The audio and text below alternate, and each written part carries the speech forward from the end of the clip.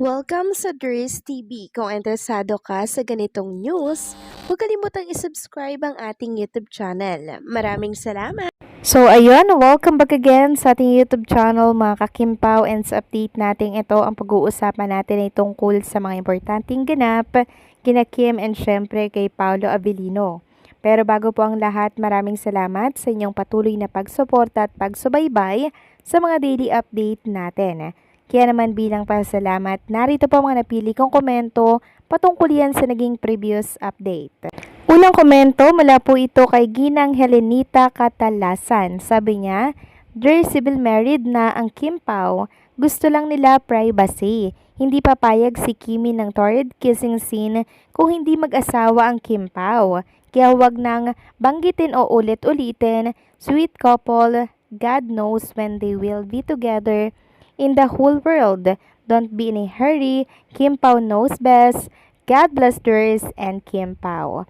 Maraming salamat po sa komento, Ginang Helenita Catalasan, and syempre sa another dagdag panatag para po sa mga viewers natin na si Kim and Paolo Avellino ay civil married na at privacy na lamang ang gusto nila. So sana nga po totoo po na civil married na si Kim and Paolo Avellino dahil for sure marami po ang matutuwa dito na Kim Pao fans. Noon pa man, yan po ang kahilingan at wish nila for Kim and Paolo Avellino. Siguro ngayon, sinusulit na lamang po nila yung kanilang showbiz na buhay. 'Di ba? Tapos pag hindi na po sila sikat, then saka sila magre-reveal na o ganito na yung status namin ni Paolo Avellino. 'Di ba? Yun yung pinaka-exciting part doon, Ginang Helenita Catalasan. Kaya ipag-pray na lang natin si Kim and Paolo Avellino na maging successful yung mga bawat project nilang dalawa. 'Di ba? So maraming salamat sa komento, Ginang Helenita. God bless po at mabuhay kayo. At ang pangalawang komento naman mula po kay Ginang Norma Dayag. Sabi niya dito, "Good AM, di ba pumayag na si Kimi na magpakasal na sila? Ano pa bang rason bakit pa iyon ni Kimi? Iba yung kasal sa simbahan kasi mas valid yon in the eyes of God and to their fans. Sometimes, itong si Kim ay fickle-minded, kaya apurahin mo, Paulo, na magpakasal kayo sa church. Mas valid so that habang buhay pa kami, mga seniors, ay makikita pa namin ang bunga ng kanilang pag-iibigan. God bless us all." Yes po, tama kayo dyan. Ginang Norma Dayag, sana apurahin na po no ni Paula Avellino, si Chinita Princess na, "Uy Kim, magpakasal na tayo."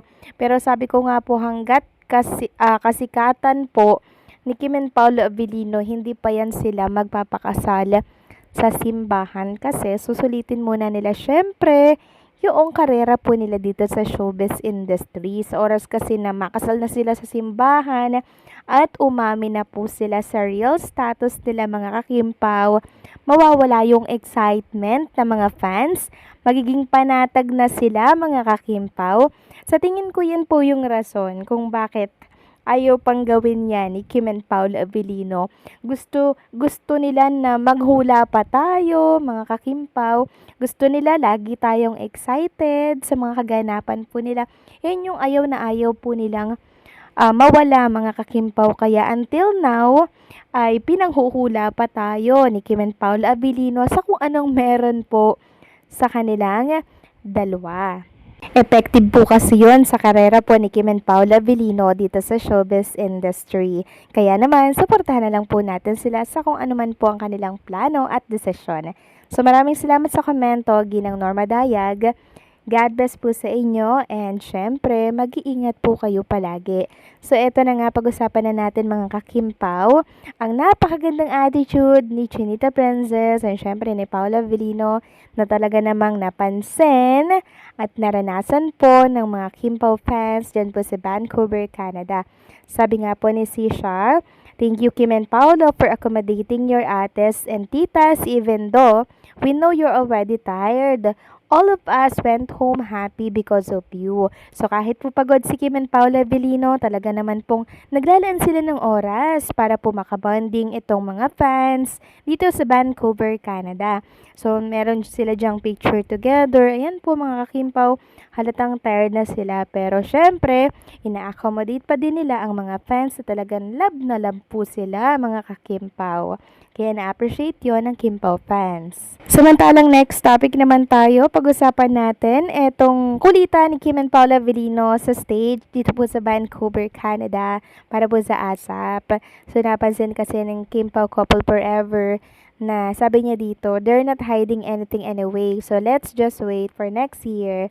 But the way Babe is pronounced is so crystal clear even with lip reading. The couple is so cute, especially when Kimi does baby talk. Kimi is so beautiful. Yes, napaka-cute po ni Trinita Princess.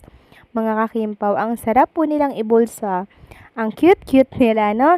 Samantalang next topic naman tayo, pag-usapan natin ang sentro po ng update natin tungkol nga po dito kay Kim and syempre kay Paolo Avellino. Pag-alis po nila doon sa Vancouver, Canada. So, ito po yung video na kuhanan po yung pag-alis nila. Parang nag-check out na ata sila.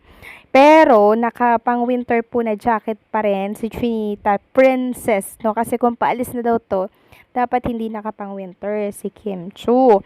And syempre, wala pong video at picture man lang na lumalabas kuha po sa Vancouver Airport. Eh di sana may mga fans na nakapag-picture na at nakapag-post na ng picture na nasa Vancouver Airport na si Kim and Paula Avellino, pero wala pa mga kakimpaw. So, ibig sabihin, hindi pa sila nakakaalis doon. So, possible na panglilin lang mga kakimpaw yung post na yon kanina. Pero, advance lang talaga yon. Sabi nga po ng isang fans dito sa Facebook, nakapang winter attire pa sila. I'm sure di pa sila uuwi. Then sabi pa ng isa dito, "Bye Kim Pao, saan kayang honeymoon nila?" Then may nag-reply, gusto ko po yung comment nyo. Nakakatuwa ngang isipin mga Kim Pao, no? Yung word na honeymoon for Kim and Paula Avellino. Kasi kinikilig po ako mga kakimpaw. Ganyan na lamang po yung kagustuhan natin for Kim and Paula Avellino na sana magkatotoo itong honeymoon po na nabasa natin. Kasi syempre, i-enjoyin po ni Kim and Paula Avellino bawat sulok ng Vancouver, Canada bago po yan umuwi dito sa Pilipinas. Kasi minsan lang itong mangyari, kaya sulitin na po nila yung pagkakataon na nandyan sila sa Vancouver, Canada, mga kakimpaw. Puntahan na nila yung gusto nilang puntahan nilang dalawa, 'di ba? Kasi syempre, memory din 'yon. Moment din 'yon. Another moment na naman 'yon na magkasama po sila ni Paolo Avellino, 'di ba, mga kakimpaw? And for sure, nag-e-enjoy sila ngayon. Kung nasaan man sila ngayon, i-enjoy nyo lang 'yan, Kim and Paolo Avellino. Masaya kami na nag-aantay sa pag-uwi ninyo dito sa Pilipinas. At hopefully, ligtas kayo palagi kahit nasa naman kayo. So, anong say nyo dito mga kakimpaw? Please comment down below.